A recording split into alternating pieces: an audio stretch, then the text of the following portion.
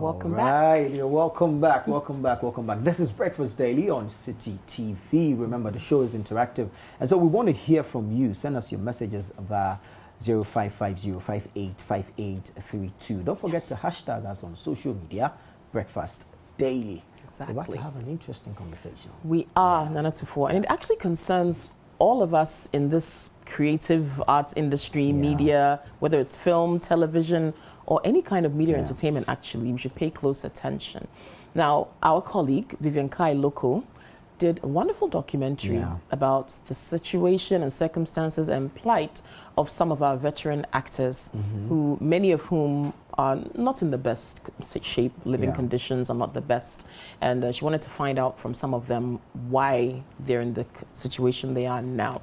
We'll be looking at excerpts from her documentary as the show goes on, but maybe we should say good morning to somebody who has joined us. A fine gentleman. Is he a fine gentleman? Well, he is. Kind of. According to his mirror, though. Okay. Thank you. Well, his name is Ken Fiati, and I think he acts a bit, and he also does some stuff with the Screen Actors Guild. No, but he's the head of the technical arm of the Screen Actors Guild, and he's joining us here this morning on Breakfast Daily. Good morning, Ken. Yeah, good morning. Good morning. It's good to be here. Yeah, but this is your smile. To have you.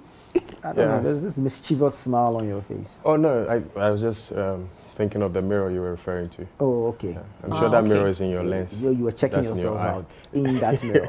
In your mirror. Okay. So you're technical committee head of the Ghana Actors Guild. Ghana Actors Guild. Ghana Actors. How's it going? How's the Ghana Actors Guild? Ghana Actors Guild could have been better. It's there by name. We're trying to put things together. You know, we're in court.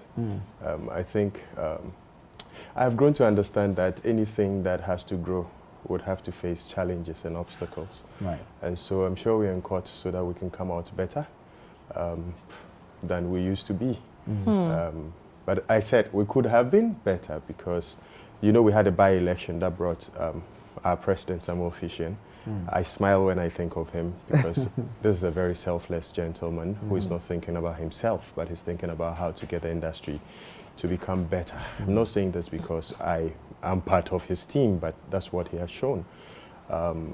Maybe if he had been allowed to do what he wanted to do, we would have been talking about what we want to talk about differently today. Okay. All right. So we're going to go into that, his dreams for the actors, their welfare and all that. But we're bringing you excerpts of that documentary by Vivian Kai Loko.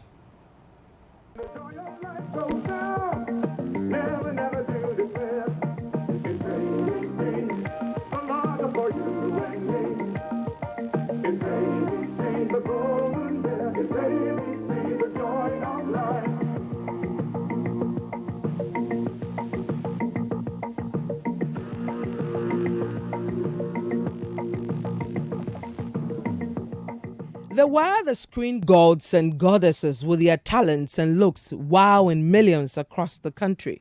Featuring in movies, plays, and adverts, among others, they became household names here in Ghana. William Addo, who goes by the stage name Akpache, was once the star of the famous Thursday Theatre, which aired every week on Ghana's only television station at the time, GTV. Today, he lives on a farm in Tefle in the Volta region and not only blind, but also plagued with a number of illnesses.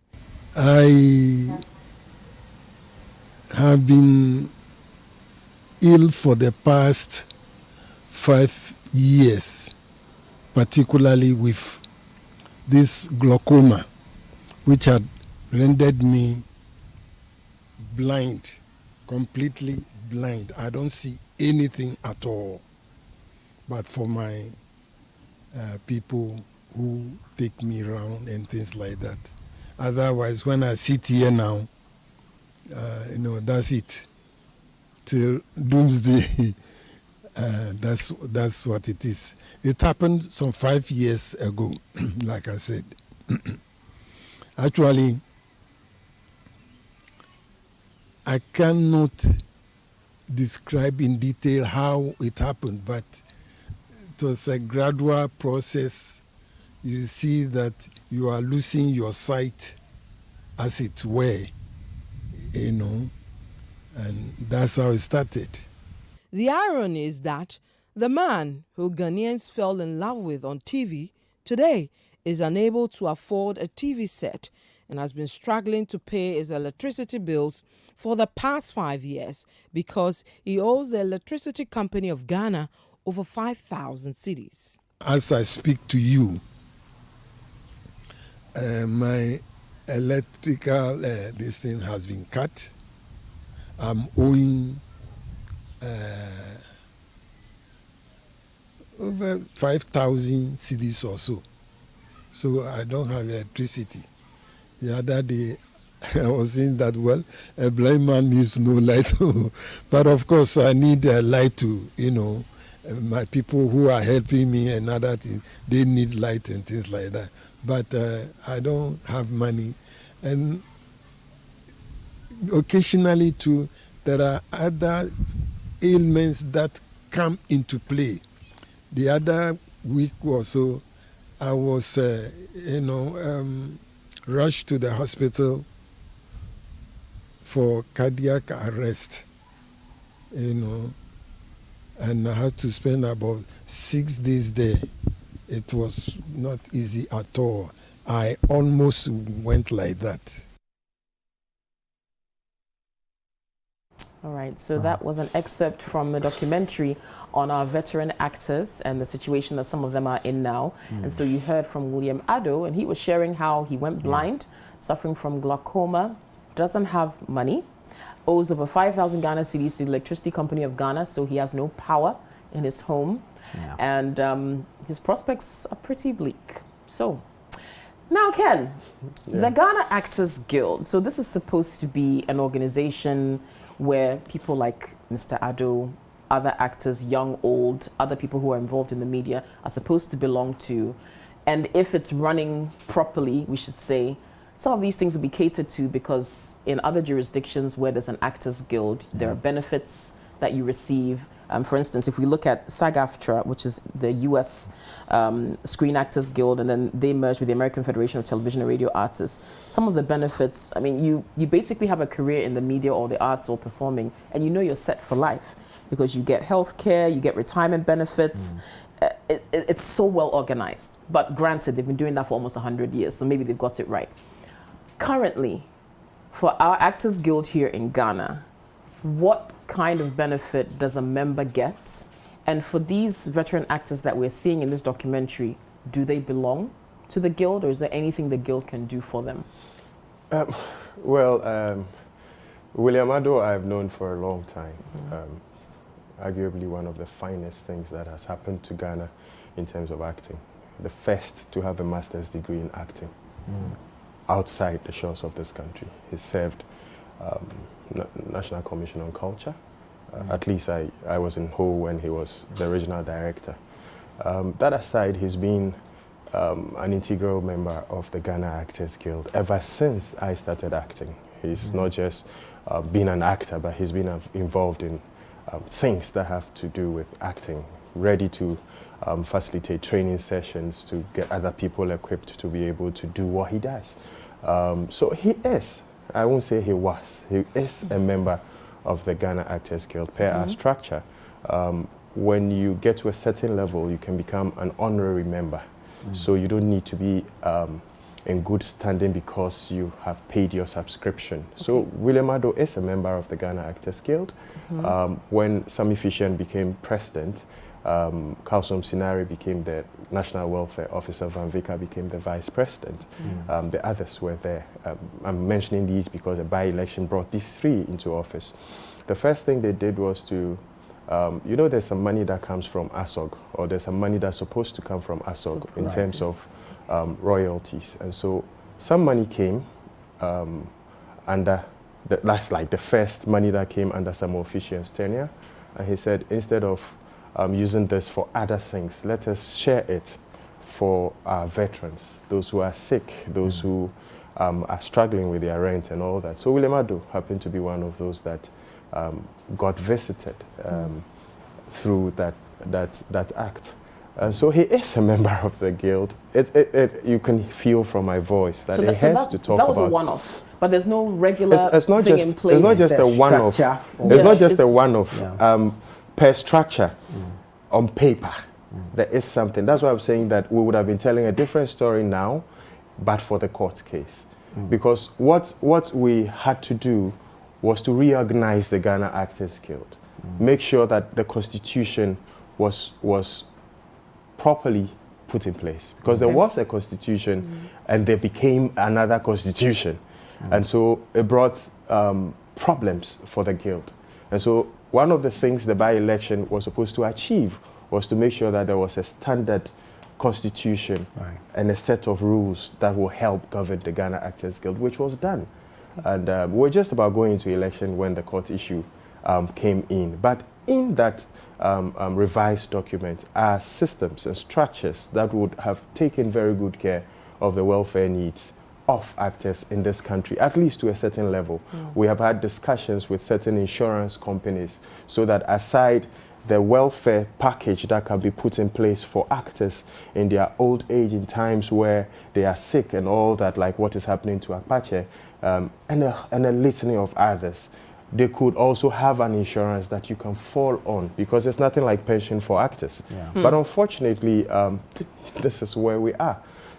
Screen Actors Guild is under Ghana Actors Guild. I, together with others, thought that if we have concert party, we have Gatra match, we have all that under the Ghana Actors Guild, then it is proper for our stars who are on screen to also have a group for themselves, which is under the Ghana Actors Guild, because that is the umbrella body, to also speak their language and also use what they have to get what they can get. And so Screen Actors Guild also have supported Akpache. There was a story when he went to Winneba to try and get treatment for his eye. We visited him, Irene Opare, Kalsum Sinari, Daniel DeLong, amongst others. Visited him, we did a donation to him, not just him, there are others. When Eddie Nate lost his partner, we also did support. It might not be the type of support we think we need. It shouldn't be the way we do it, because it's by voluntary contribution to help a brother or a sister out. But there is a structure now. But the court case is an impediment. What's the crux of the court case? Okay, so And how long somebody, has it been going on? We are already 3 years in court. Wow. Already 3 years in court. Wow.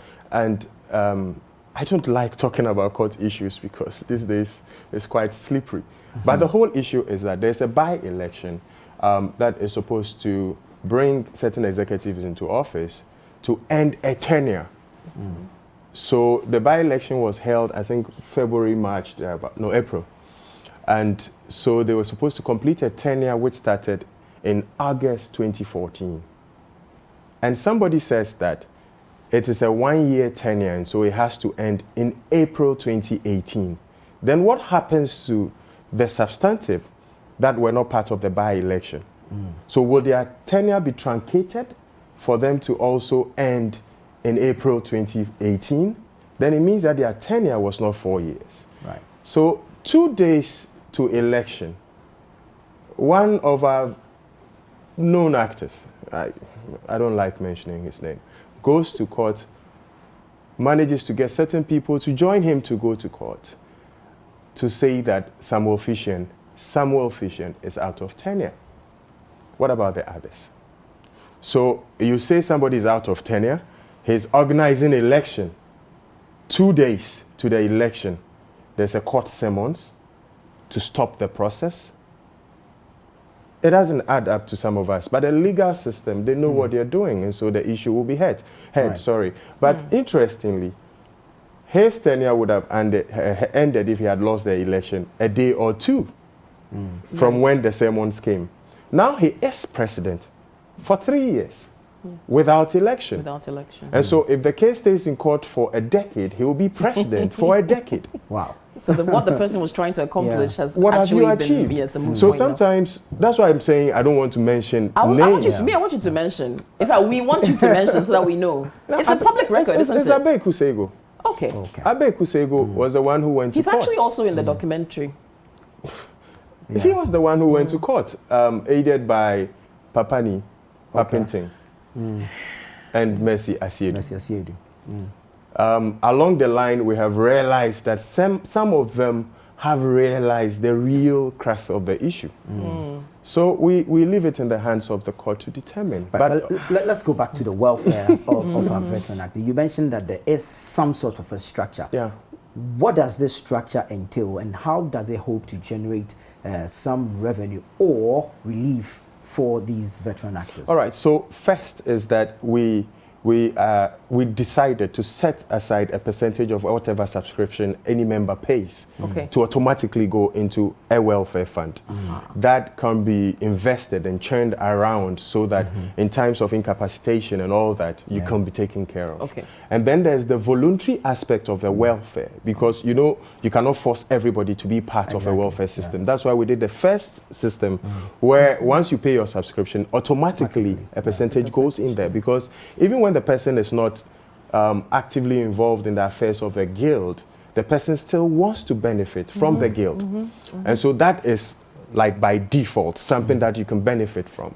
And then the second thing is to have a welfare fund where I can say, Ken Fiati, I want to be part of this. And this is what my subscription will be. And so I have to be paying to be in good standing, so that when I have an issue, that amount can, or an amount that is agreed, can be also given to me. Aside that, like I was saying, we decided to make sure that every person who is an actor in this country is put in an insurance scheme.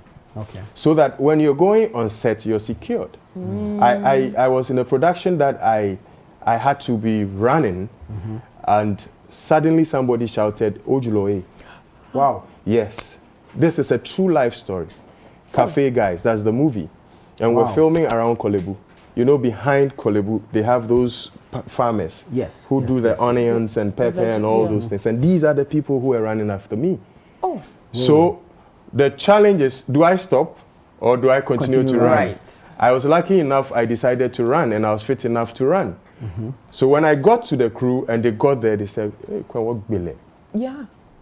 what I'm saying is that there are a lot of risks that we take in the performance of our duties. I was on set with the late Susie Williams, and she had a deep cut when we're filming in the bush. Deep cut. What form of insurance is there? So we decided as Actors Guild to have an insurance scheme for our members, so that you are also safe in what you do. And all those go to feed into the welfare needs of the guild. So at least these are three things that I can even mention that was going to have been in place. Should we take another excerpt from the documentary? It's actually a very interesting one. Again, our colleague Vivian Kai Loko spoke to some of our veteran actors to see what kind of situation they're in now, whether they're doing well after their acting careers or whether they're in some dire straits. And from what we saw, some of them are actually not doing too well. So let's play that of Brannan. Don't go far. You know I'm right. When I need you, I'll call you. Unlike William Addo, King Abuaji Brannan was one of few actors who perhaps was not doing badly for himself. And oh yeah, Jumani sinino ni Jumani Munino, what the Batayesin and Nisu say. On Pese obeying be no not what the how can see Akotono maso. Until when you are doing so Betty school, said Archie oba pension and also be manadiane. Tinyamia dom boa no amanetimi esifie. Aye school kakra. Osan wo girls house kakra. Sebisi manadiane. Oyari say yare de ahododo ne niema wo ho de enso nyame adom sebi onkosre na wadi. However, years of ill health significantly eroded his accounts. It is difficult. Life is difficult. It's difficult because I never be I say. A few weeks ago, his family had told City TV monetary support from the public will lift some of the medical bills burden off them. It's ways and say, why several minor Casabro, when I was so minor so, and penny for so try any. Everyone say, Papa, we may be now, we say, now we say, now or minor so it's me a kaino. Unfortunately, Ken Brannan didn't live to see that day, as he passed on 1st October 2021 before that wish was fulfilled. May he rest in peace. Yeah. So, but Ken, here's somebody who seemed actually made plans beyond acting. So from what his wife was saying, he had a guest house, he had other interests that were bringing in some income.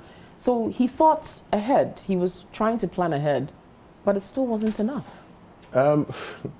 Question is, yeah. So he had a guest house, he had a school. How was it being run? Yeah. And so that's why for Screen Actors Guild, for instance, what we do is to organize trainings and workshops to boost our entrepreneurial abilities. Okay. Because it's not just about having that inclination to invest in something, but it has to be done right for it to run right. Yeah. So that it is really a cushion for you.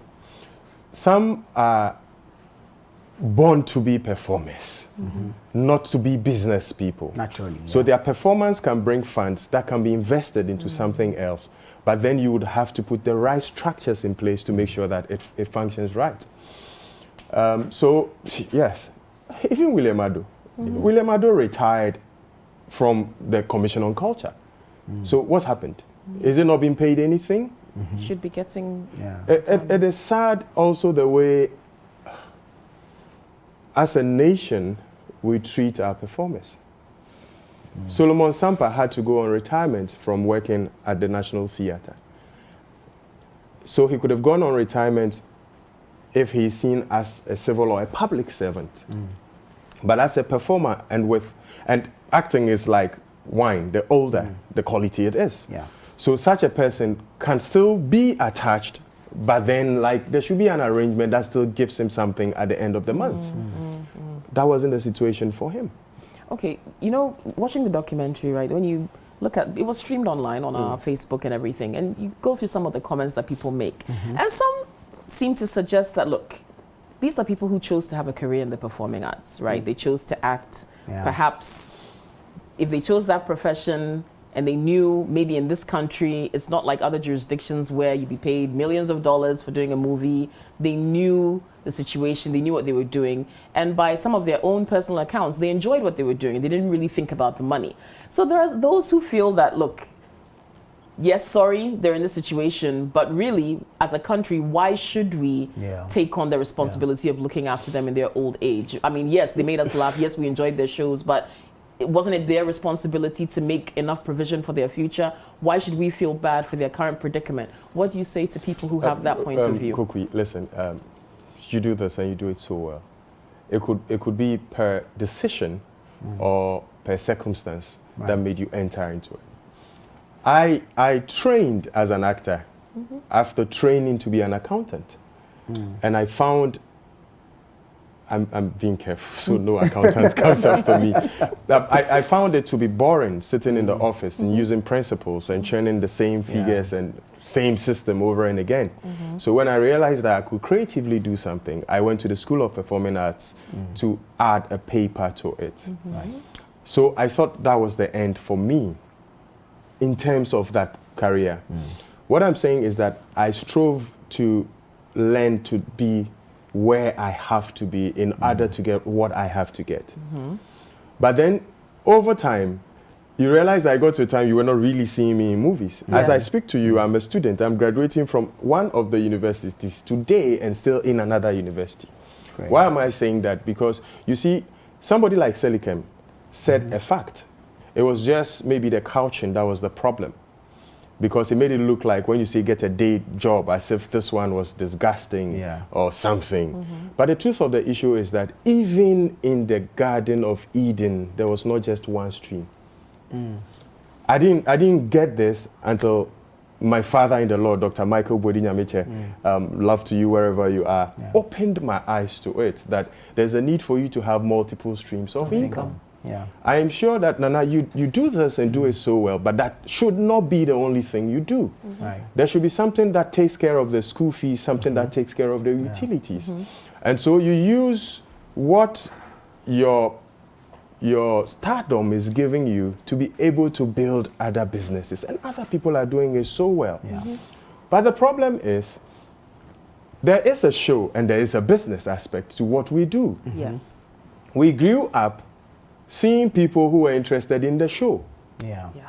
Not the business aspect of it. People who were excited that they could go to Chopbers and eat and not have to pay. Yeah. They could sit in vehicles and not have to pay, commercial vehicles.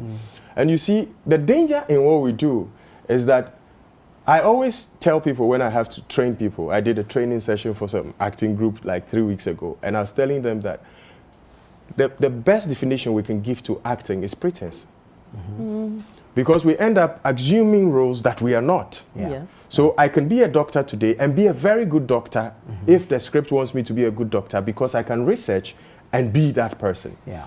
We end up living that facade of a life Yeah. that we play. And so we don't know when to jump out of on-set situations to come into real life. Yeah. And I say it all the time. I can blame government for not putting the right structures in place, but I also blame ourselves for not coming together and doing the right things to ensure that our welfare is well taken care of. Okay. Unfortunately, if Kokui were an actor and she's contacted for a job and the conditions are not good and she turns it down, Akosua is more than ready to do that for free or for a pittance. So that is where the challenge is. And I always advise my people that use what you have correctly to earn what you have to earn. So there's the show, we enjoyed the show, but there's this business aspect to it. Yes. And having said that too, government would also have to ensure that the requisite climate is put in place for us to be able to function. As we speak, there's a National Film Authority. Yeah. Yes.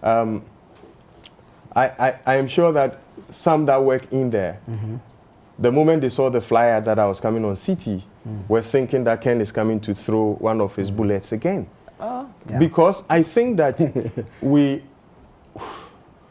don't have an NFA that is doing what has to be done. Okay. And you're entitled to that opinion. If that's what you believe. I think that when I was fortunate enough for God to also call a sinner like me to do his work, one of the things I decided to do was to speak the truth until I die. And that is the truth. So government has a role to play. We fought government, they gave us an NFA. NFA should do what has to be done to make sure that our craft is properly situated. Aside that, we as individuals or performers should also be doing what we have to do. But if the things are not working right, you need to think. Do we have standardized fees in the movie industry in Ghana? We cannot have standardized fees. Why not? Because we don't have a standardized industry. I like that. That's true. Yeah, so that is why I would pinch the NFA. That, yes, there's Act 935, classification, development and classification of film law in Ghana. It needs a legislative instrument to make it enforceable in its totality. There are certain things you can walk into, but if you test it by law, you may be functioning wrongly, and I'm speaking to the NFA. So, and the painful thing, Kokui, is that there is a draft legislative instrument that was there before Juliet Asante became the executive secretary, before David Dontor became chair, and he has had the opportunity to be chair again. What is being done?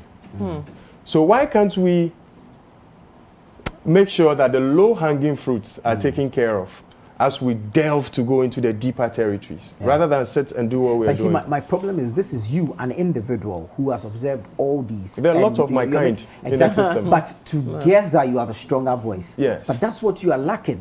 Your guild is in court. You do not have one mouthpiece to push for some of these things. That's why I say that I also blame us as performers. Yeah. That we can't think and have a singleness in purpose. Exactly. You understand? Yeah. So now, let's say 2 years ago, I could sit here and hit at the president of the land for not being committed to our sector. Right. Today, I cannot.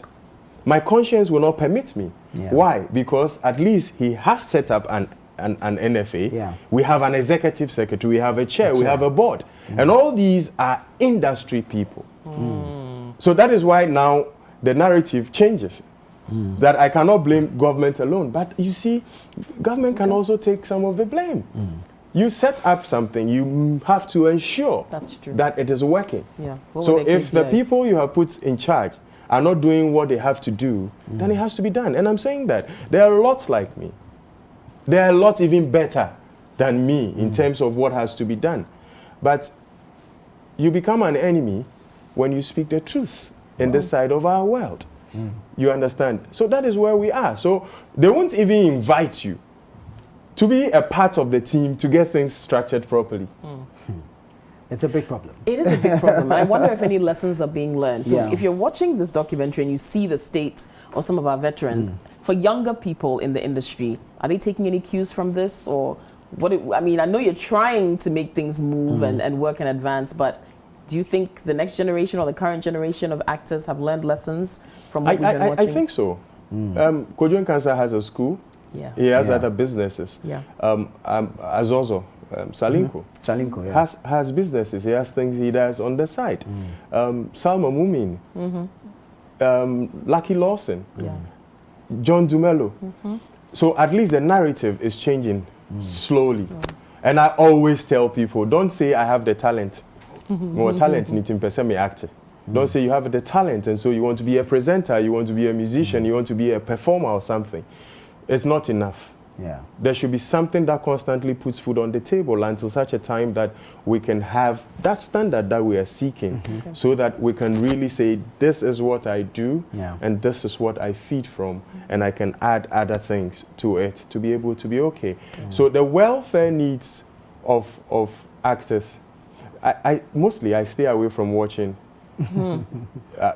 I'm being very honest with you. I stay away because it hurts. Yeah. It hurts. It really does hurt. And most of the time, actors, I'm sorry, but this is the truth. It is our making. All right. All right. Well, Wish we had more so time much. with you. Yeah. I mean, the issues are many. And there are then, many. Fine. What has happened. But going forward, we need those structures to work. And for the individual performers, they need to take the bull by the horn and do themselves some good. Well, Ken, thank you so very much for coming through. Ken Fiati, your head of technical committee of the Ghana Actors Guild, and he speaks for the president of the Ghana Actors Guild, Mr. Samuel Fisher. Grateful. Thank you for having me. Definitely.